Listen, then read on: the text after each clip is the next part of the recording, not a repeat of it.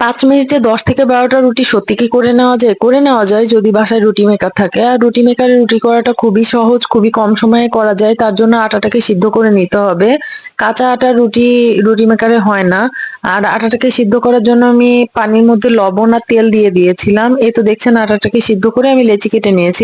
লেচিটা অবশ্যই একটু শক্ত হতে হবে। নরম হলে রুটিটা ভালো হবে না। এই রুটি মেকারের সাথে লেগে যাবে। সো আমি শক্ত করে লেচি কেটে নিয়ে এবার এই তো দেখছেন রুটি মেকারের মধ্যে দিয়ে প্রেস করে নিচ্ছি। প্রেস করে নিলেই খুব হালকা প্রেসেই একদম গোল রুটি হয়ে যায়। এই তো দেখছেন আমার গোল রুটি হয়ে গিয়েছে। আর রুটি মেকারের রুটি শক্ত হয় না, নরম হয়। অনেকের ধারণা যে রুটি মেকারের শক্ত রুটি হয় কিংবা রুটি ফুলে না। রুটি অবশ্যই ফুলে আর অনেক নরম সফট হয়। আর আমি এটা কোনো প্রমোশন ভিডিও করছি না। আপনাদের যাতে একটু হেল্প হয় তার জন্য আমি রুটি মেকারের রিভিউটা দিলাম। আমি এটা অনেক বছর ধরে ব্যবহার করছি, প্রায় ৩ বছর।